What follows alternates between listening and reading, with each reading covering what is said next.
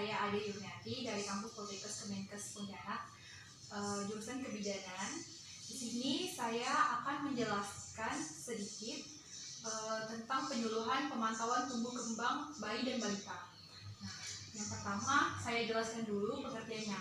Tumbuh adalah bertambahnya ukuran tubuh anak, yaitu anak bertambah besar, berat, dan tinggi, serta organ-organ tubuh bertambah besar dan berat.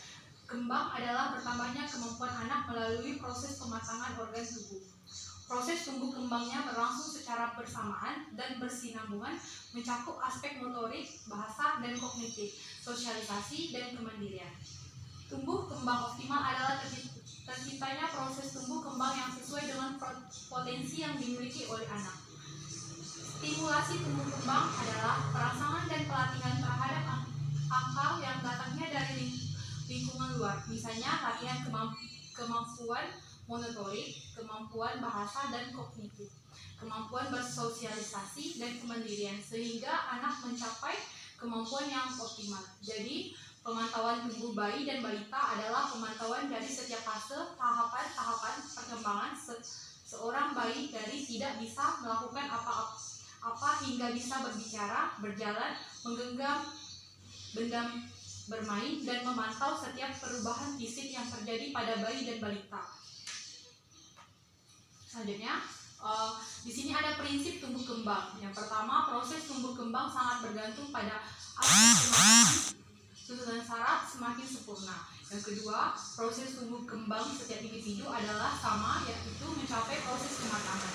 Dan yang ketiga, proses tumbuh kembang memiliki pola khas, mulai dari kepala hingga ke seluruh bagian tubuh, juga mulai dari kemampuan yang sederhana hingga mencapai kemampuan yang lebih kompleks.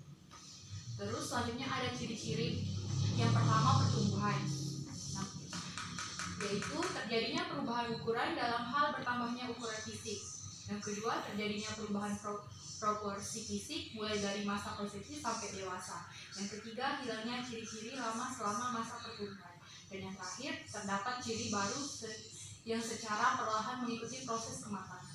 Selanjutnya, yang kedua ada perkembangan, yaitu selalu melibatkan proses perkembangan yang diikuti dari perubahan fungsi, seperti perkembangan sistem reproduksi akan diikuti perubahan pada fungsi alat kelamin. Yang kedua, pola konstan dengan hukum tetap dari kepala menuju ke udara atau dari progresman ke distal.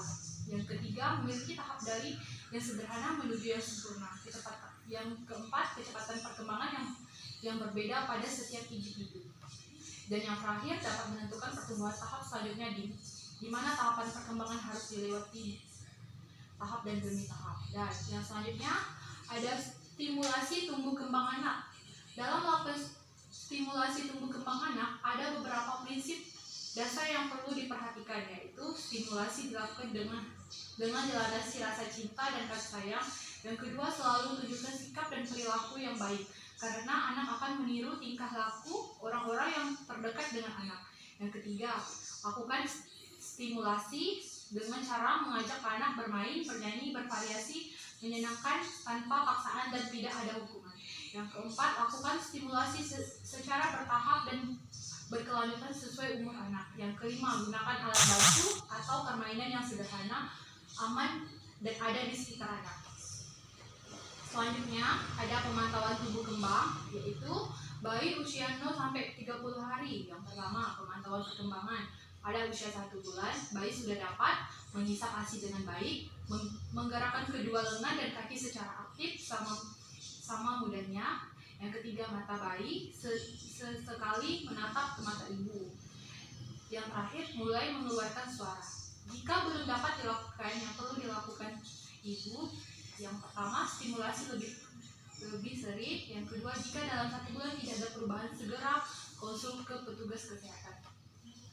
Terus, hal yang penting yang perlu diketahui, yaitu ukuran lingkar kepala kurang satu kali pada usia 8-30 hari. Yang kedua, tumbuh berat badan. Yang ketiga, beri ASI saja sampai 4 bulan atau ASI eksklusif, karena produksi ASI periode tersebut sudah mencukupi kebutuhan bayi untuk tumbuh kembang yang sehat. Terus, bayi usia 4-6 bulan, yang pertama pemantauan perkembangan. pertama, berbalik dari telentang ke telungkup atau sebaliknya. Yang kedua, meraih mainan yang berada dalam jangkauan tangannya. Yang ketiga, menengok ke arah sumber suara. Dan yang terakhir, mencari benda yang dipindahkan. Terus selanjutnya, contoh stimulasi dini di rumah seperti bantu bayi duduk sendiri, mulai dengan mendudukkan bayi di kursi yang mempunyai sandaran. Terus yang selanjutnya, latihan kedua tangan bayi masing-masing memegang benda dalam waktu yang bersamaan. Yang ketiga, latih bayi menirukan kata-kata dengan cara menirukan suara bayi dan membuat bayi agak menirukan kembali. Latihan bayi bermain seperti cilup bak atau yang lain seperti melambaikan tangan sambil menyebut dada. Selanjutnya, hal yang penting yang perlu diketahui. Yang pertama, minta imunisasi HB, DPT, polio pada usia 4 bulan dan imunisasi HB3 polio 4 pada usia 5 bulan. Terus selanjutnya, ukuran lingkar kepala sekurang-kurangnya 1 kali pada usia 6 bulan. Selanjutnya, timbang berat badan setiap bulan. Selanjutnya, sebelum tumbuh gizi, bersihkan gusi dan lidah bayi dengan kain kasa yang basah. Dan yang terakhir, pemberian makan. Bayi terus diberikan ASI, tetap mulai diperkenalkan dengan makanan pendamping ASI atau MPASI berbentuk makanan lumat atau setengah air. Selanjutnya, bayi usia 6-9 bulan. Yang pertama, pemantauan perkembangan bayi sudah dapat. Yang pertama, duduk sendiri. Yang kedua, memindahkan benda dari tangan kanan ke tangan yang lain. Yang ketiga, tertawa atau berteriak jika melihat benda yang menarik. Yang terakhir, makan kue tanpa dibantu. Selanjutnya, stimulasi dini di rumah seperti angkat bayi dan bantu ia berdiri di atas permukaan yang datar dan kokoh.